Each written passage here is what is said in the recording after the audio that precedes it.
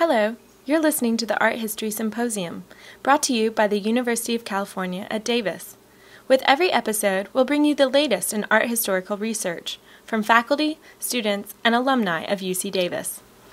Our second lecture for the Fall 2009 Art History Symposium is another MA candidate, Kristina Schlosser.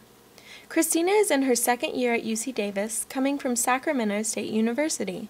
Kristina focuses on contemporary art and works at a local Sacramento art gallery, JJ. What you're about to hear is her presentation titled Regarded, Disregarded, The Reception of Body Culture, Chicano Figuration from 1900 to 1992. Enjoy. Hello everyone, thank you for coming and listening to my talk. The paper I will present today, Regarded, Disregarded, The Reception of Body/Culture, Chicano Figuration from 1990 to 1992, was accepted for the Hawaii Conference of the Arts and Humanities this January. I hope to share with you the edited version of the longer paper, and I welcome any feedback and questions afterwards. A major challenge that Chicano art and culture continue to face in the 21st century is the Eurocentric and Anglocentric dominant art world. This hegemonic ideology refuses to be challenged by outsider competition, thus it marginalizes those of the periphery. During colonization, the other was considered to be inferior, emotional, exotic, and savage, whereas the dominant culture was superior, rational, powerful, and normal. Chicanos continue to be stereotyped as the other and are consistently marginalized and ignored by Western and European cultures. Mexican Americans appropriated the term Chicano, which was formerly derogatory, and gave it a positive, powerful, and political new meaning. The term is defined by Merriam-Webster as, quote, an American and especially a man or boy of Mexican descent. Chicana is the female version of the same term.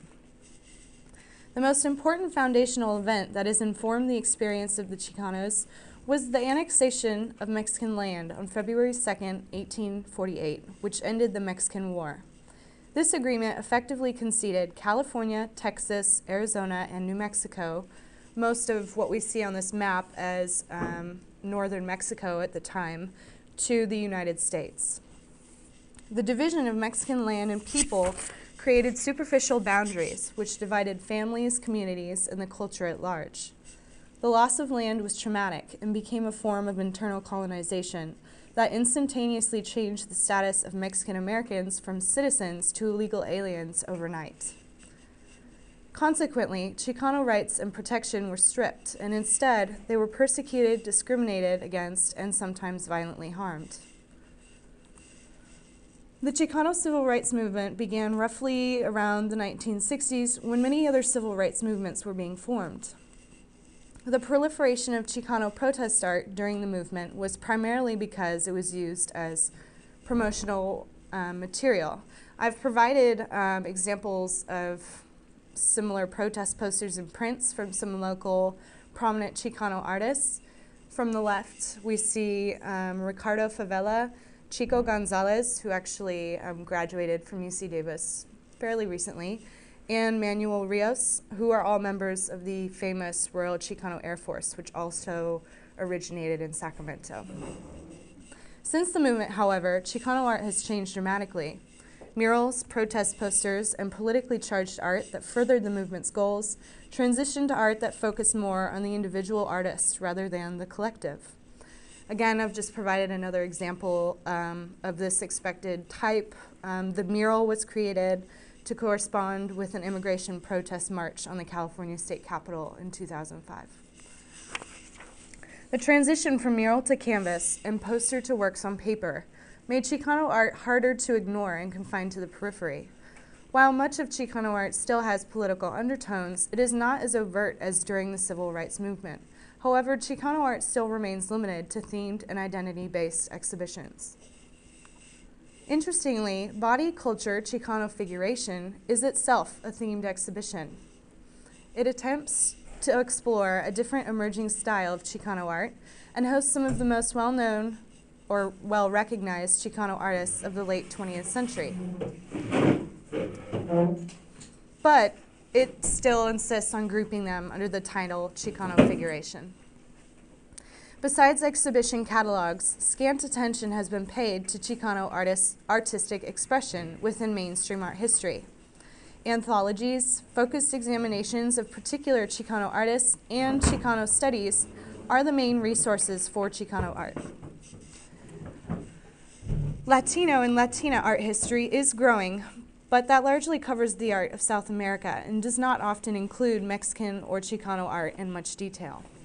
One such disregarded exhibition, Body Culture, was a traveling exhibition that toured 5 college universities from November 6, 1990 to February 27, 1992. It was conceived of at the Sonoma State University, California, and migrated to the University of Arizona, Western Washington University, Colorado State University, and ended at CSU Dominguez Hills. Body Culture premiered 12 Chicano artists, including many relatively well-known, like Enrique Chagoya, who we see on the cover of the exhibition catalog. The exhibition was quite popular and attracted more than 2,000 viewers, surpassing attendance figures of other university-based art shows at the time, after just 5 weeks. Additionally, Body Culture was, quote, the first Hispanic art show in the university gallery's 10-year history, end quote. As stated by the curators, Richard Kubiak and Elizabeth Part, the exhibition attempted to address the major transition in Chicano art from the collective experience to the individual one. The artists of the exhibition had to, quote, broaden their horizons beyond issues of the movement, turning their attention instead to more topical issues, end quote. Individualism, as the Chicano movement has cooled, has become a main focus. How then would Body Culture and other similar exhibitions from the 80s and 90s be less worthy of attention? Perhaps it was the overall decrease in the focus on the Chicano civil rights movement and politics. Maybe the individual efforts in use of more normalized mediums, such as canvas and works on paper, were no longer as interesting as the previous posters and murals. Or maybe the high quality and skill of Chicano art and artists too closely rivaled hegemonic artistic skill and was thus not exotically other enough. Exactly why Body Culture has been overlooked is not clear. However, the examination of the reception of the exhibit as it traveled from place to place will help highlight the validity and probability of these reasons. What is apparent is the complete disregard of body culture in art history scholarship. I will begin by examining 3 of the works exhibited in Body Culture to clarify the trend towards individualism and how it rivals dominant art world practices in skill and quality. While I have only chosen to analyze 3 of the 12 artists, I want to emphasize that there are others that are just as exemplary. In the charcoal triptych called Self-Portrait, Eva Garcia depicted a gorilla on the left panel, herself in the middle, and the same gorilla again on the right, albeit more abstracted. The gorilla's head in both panels is shown, but is not entirely clear at first glance. Garcia used gestural strokes to create movement both in the gorilla's hair as well as her own. She depicted herself grasping her hands in front of her chest, with artistic tools around her waist and a pencil in one hand, shoulders hunched and an apprehensive, solemn look on her face. Described in the Body Culture catalog, Kubiak believes the gorillas address the, quote, tensions between the sexes and not the antics of a zoo animal. Brute strength appears encapsulated in visual form, end quote. As indicated, the gorillas may represent the dominant, powerful, and strong masculinity that was oppressive within the Chicano culture and movement. Her posture and pose could be read as her uncomfortably shying away from the flanking panels as she tries to protect herself from being overpowered. An additional reading is that Garcia is critiquing the continued racism and oppression of her status of alien or other. Considered savages, the colonized other was usually compared to animals or beasts to emphasize their inferiority and uncivilized status. The gorillas may metaphorically represent both Chicano masculinity as well as the colonized stereotype.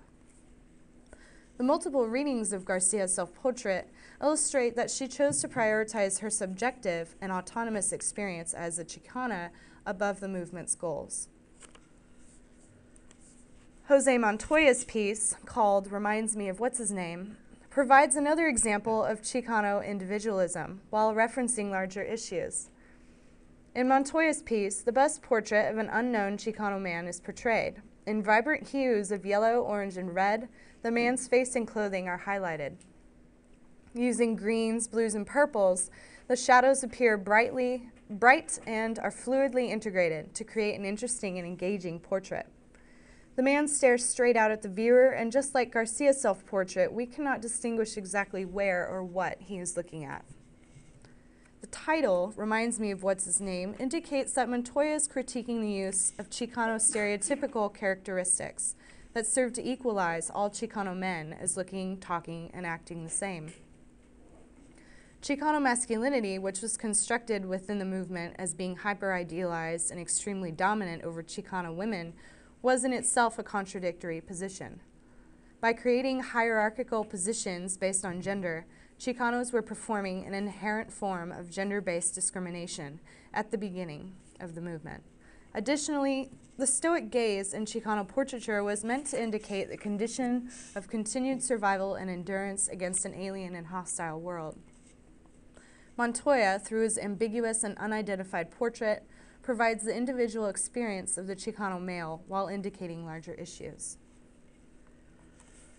Lastly, Frank Lopez-Montynk's work on canvas called Touch, Religion, Cultivation also references the issue of an evolving Chicano identity, but does so in a more abstract, fragmented way. At the top of a light pink and orange background are two large weathered hands, one green, the other red. Yellow lines radiate outwards from the hands as they point towards two pieces of grain punctuating the canvas. The context of the piece is unknown, which creates an abstracted, surreal setting. The fragmented hands, missing their bodily counterpart, seem to be imbued with an unknown yet significant purpose as they stretch across the canvas. Lopez-Montynk described their symbolic meaning as being able to positively manipulate the Chicano experience and thus potentially the world overall. Lopez-Montynk's painting, unlike Garcia's and Montoya's, is the most hopeful of the future and strives to find some way to improve the life of the Chicano. Through the potential for action of the fragmented individual hands that mystically dominate the canvas, change for the Chicano community overall is possible. Body culture showcased the transition towards depicting the many complex layers of the individual Chicano identity as it related to the movement at large. This was portrayed in the art of Garcia, Montoya, and Lopez-Montynk. Each individual became the site of alienation, oppression, marginalization, and discrimination. By employing different artistic styles and methods, such as fragmenting the body, visual metaphor, and abstraction, the artists effectively portrayed their struggle as the unwilling other of the 20th century. They challenged the colonized stereotype of being emotional, inferior, passive, and dependent through their skillful artistic efforts. Analyzing the art reviews of body culture as it traveled from place to place will further support the previous reasons for why the exhibition has been disregarded. Edward Saeed, an important figure within the discourse of postcolonialism, has claimed that there is a continued monopolizing force within the global community. Saeed observed that the problematic continued portrayal and construction of the other in the West illustrates the residue of imperialism. In a review from 1992, when the exhibit traveled to Southern California, we see Saeed's claim reinforced through the subtle stereotypical colonizer phrases used to disapprove of body culture. Kenny Littlefield states, quote, that they're painted like it is approach to living as other, as the non-dominant culture inside a usually hostile Anglo power structure is played out in a series of bold forms, proud postures, and naked attitudes that turns painted flesh to living proof of endurance, end quote. Using terms like naked, flesh, and other to describe the Chicano art is strikingly similar to those more general terms used to describe colonized peoples from previous centuries during imperialistic endeavors. The art, as described by Littlefield, is compared against the hegemonic Anglo power structure as emotional, savage, inferior, and ultimately feminine. Littlefield goes even further to select only one artist that he felt deserves acknowledgement. He observed that, sadly, the wildest, bravest, most feeling pieces in body culture were made by the San Francisco artist Eva Garcia. Interestingly, Garcia was the most obvious in critiquing both the gendered Chicano roles and the stereotypical colonized characteristics. The guerrillas symbolized both the hypermasculinity of the Chicano as well as the savage and animalistic social construction of non-white people. Littlefield reviewed body culture employing stereotypical verbiage that was previously used to describe the other during colonialism.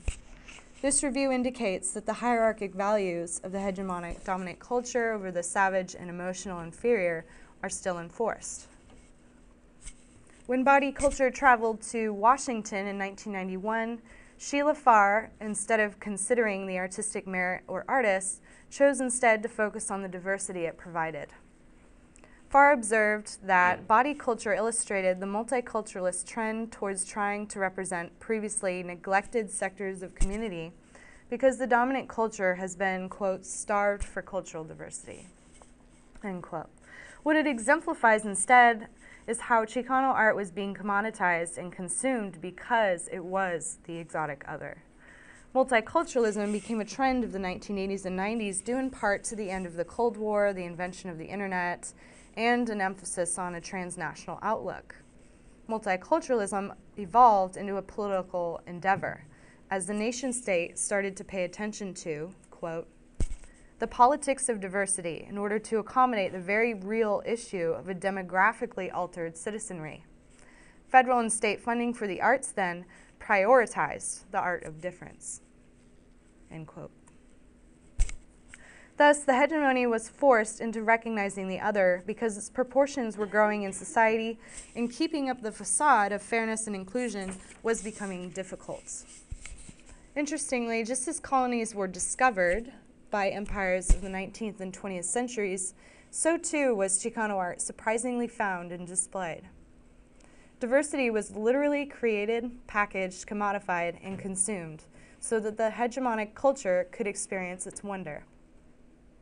Farr perpetrates the illusion of multiculturalism by emphasizing the quenched art world rather than reviewing the scale or quality of the art presented.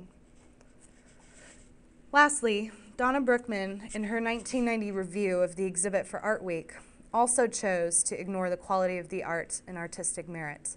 She actually denies the existence of such, stating that, quote, here, innovation and formal qualities rarely have the same emphasis they receive in the mainstream art world. Direct expression of content is the goal, end quote. Brookman claimed that body culture did not even attempt to mirror the dominant superior standards of mainstream art. Instead, Brookman considered the art to be diametrically opposed to it and therefore inferior in status. Again, we see the hegemonic culture working to keep the other outside by completely disregarding the art and artists as inferior. Remembering the success of this exhibition, it is curious that none of the local reviews focused on the art, artists, quality, skill, or formal analysis in the way that art reviews of mainstream artists usually do. Instead, the reviews subtly regurgitated colonial discourse about Chicano culture rather than focusing on the artistic merits. Although body culture premiered noteworthy Chicano art, it seems that the hegemonic art world was not yet ready or unwilling to acknowledge its importance. If we remember that this exhibition surpassed attendance numbers and hosted some well-known established Chicano artists, it becomes clear that this exhibition was purposely unacknowledged, both during its debut as well as afterward in subsequent scholarship. Let us now return to the question of how body culture, Chicano figuration, has been disregarded within modern and contemporary art history discourse. As shown in the examination of Garcia, Montoya, and Lopez-Montynk's art, the trend towards individualism, as well as the quality of more traditionally produced works, may have too closely challenged the hegemonic mainstream art. Also, the varied reviews of body culture have illustrated perhaps that because the art was not exotically other enough, it was ignored. Considering the art, artists, and reception of body culture, one thing is certain. This exhibition is worth regarding. Chicano art and the culture at large has always argued for the concept of equality because the hegemonic culture constantly reinforces the false and illusory myth that we are otherwise. We must realize the problematic representation, acknowledgement, and scholarship on art of periphery cultures within the current Eurocentric and Anglocentric art history. Exclusionary practices of dominant thought from as early as the 17th century to now have preserved their monopoly in the art world and kept others out. It is essential to be wary of the illusion of equal access and acceptance because it disguises the continued oppression and reduces opposition. Instead, we must recognize and acknowledge these inequities and work towards expanding the art history discourse to include the multitude of talented and accomplished non-white artists. Thank you.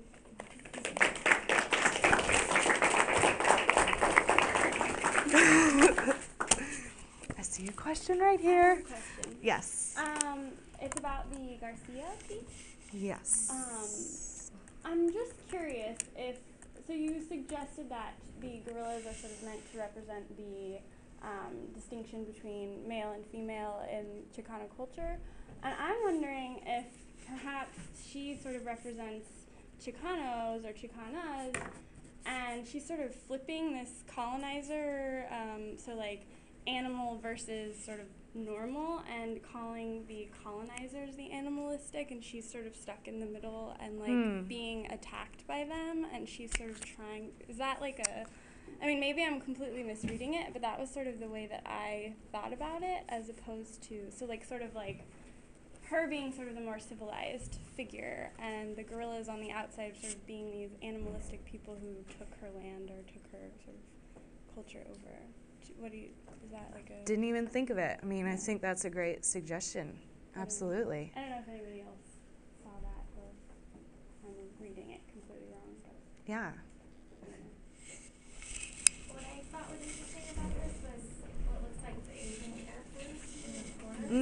Yeah. And I was wondering if you read anything about that or if you said anything. You know, I couldn't find anything regarding that, but I'm sure I could just have somebody translate that for me, certainly. I have a question about this thing. Is it possible that the gorillas are feminine? I'm just wondering, I mean, because it seems like I understood your reading of the gorillas as masculine and savage and other, but, I mean, if it's a self-portrait, could they be Yeah. feminine? I think the fun thing about this piece is she didn't write anything on it, and there are these multiple readings that can be had, so I think all are absolutely valid suggestions. I think maybe I could open it a little bit more and not make it so it's this, or it's both these two things. It could be expanded. Yeah. Oh, I have another one. Yeah. Okay, so I guess it's kind of like a double layer question, but first of all, how did the artists feel about being lumped together in this kind of general Chicano group? And then where are they now? Are they still defining themselves as Chicano, or are they defining themselves as American artists, I guess? I think the way they're defining themselves is still the same, but that there is always going to be this double-edged sword of, you know, we're in this exhibition, but it's themed and it's culturally based instead of look what I, have created. So is it included but themed or not included at all? I don't know. I think it's really hard to, say for each artist how they feel. I mean, this could very well be a great thing. And, I believe it is. But the fact that it's themed maybe and that it hasn't been talked about that much in art history. So, it's double-edged. That's a good question, though. I'm just curious, like, generally how you came across this, came across body culture, your interest in this particular exhibition, just for your personal journey to the. Yeah, it's a good question. I actually stumbled across it, and I was taking Anderson's Gendering of Culture, and her specialty is looking at the British Empire and how it sort of colonized and the relationship between colonizer and colonized. And I didn't really want to go that route, so then I was thinking about the US and Mexico, and then Chicano art and culture became like the venue to explore that. So there you go. I think sort of related to that, I was, like, I understand why you're using Saeed, but I guess I would say, like, it might be a good idea to sort of say, you know, he generally talks, or he does talk about, like, European colonization. Oh, specify that I'm and using. sort of explain why you're using it in a way, and say, you know, like, I don't know, just to sort of explain the reasoning behind using Saeed, and whether it's exactly the same, or whether there are distinctions between sort of British colonialism and British colonial or like Orientalist art, and you know, perceptions of that versus this, just to sort of either make a distinction or say whether you're sort of lumping it together or whatever. Yeah. You know what I mean?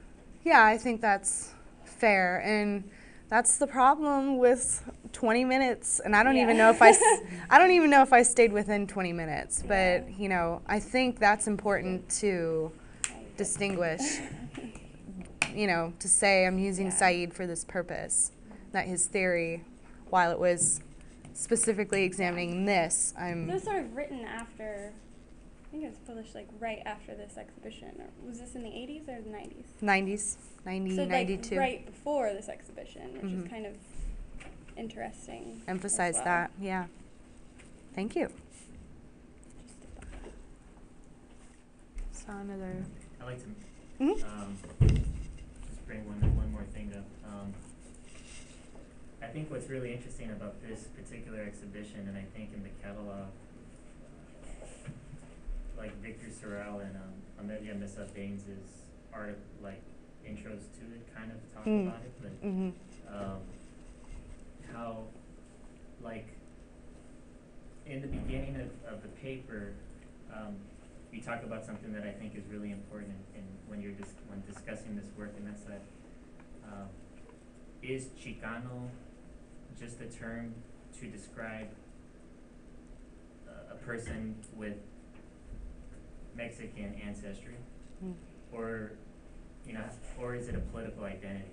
You know,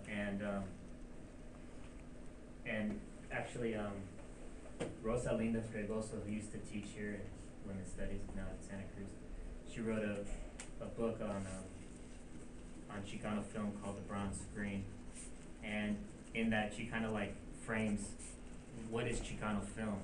You know, she like has to kind of set out that like answer that question before she begins talking about it. To say this is why I'm talking about these works and not other works maybe. And what she says is, if it's not to some degree by, for, and about Chicanos, or if the word Chicano just becomes another racialized, indicator like Mexican American, then what's its purpose in a sense? You know, if it's no different than the term Latino or Hispanic or Mexican American, you know, why is the term still being used or discussed in these particular contexts? And but that in fact the term to strip the term Chicano of its like political identity, and to just assign it's to a this is Rosalinda talking, to just assign it to a particular racial or ethnic group is to some degree tying it to racism, you know, and thus it's kind of like which then goes against the very like anti-racist tenets of the Chicano movement. And I think you see that like in the way a lot of these exhibitions in the 90s were framed, that some works really, some people can read to some degree into the degree of like the way it ties in with like that political identity. But some were to some degree lumped in because they express this very particular type of culture. You know, and some of these artists maybe didn't even consider themselves Chicanos or Chicanas. And I just think that's really interesting. You know, how we've gotten to this point. You know, is the term even, I mean, I believe the term's relevant. But I think the way it's like framed, that issue isn't really discussed enough. And I think the catalog kind of brings that issue up, but I think that could also be one factor in your discussion, in the discussion of these artists within this exhibition. And a larger exploration of the term, in a way, and then how these artists relate to that particular term or don't relate. Yeah, I actually originally didn't have that much background or anything like that, but I had to add it in because it is sort of explains the importance of using it and then how it's been organized into an exhibition. Right. Yeah. You want to say a little bit about your sense of how the term is different now than it was at the time of the exhibition? I think to some degree there's a cadre of artists that still kind of identify with that, you know,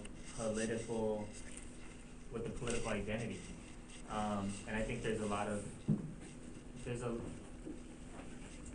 within Chicano studies or the Chicano art community, I think that's not an issue that's discussed enough. And I think, you know, when Rosalinda Fregoso wrote her book, The Bronze Screen, and discussed that issue, I think she was bringing that up to say, you know, this is something that we need to address more, rather than just, you know, being careful about how we assign the term Chicano, you know, to particular artists and artworks and the movement. I certainly don't think it's any less relevant. And I think there's a movement of young artists that still see themselves as part of that larger movement. For instance, Chico Gonzalez, who, you know, you include a couple works early on in your talk. Yeah, he's the one in the middle. Many artists in LA, you know, and some in El Paso in Texas, and outside of the Bay Area, I think there's a real vibrant kind of still Chicano art movement, although it's you know, with the current political climate, decline of the movement itself, maybe it feels less vibrant, but it still is, I think, to many artists as relevant, especially when it comes to issues of immigration or, you know, a lot of the particular issues that people are expressing ideas about visually. Well, thank you, everybody, for coming.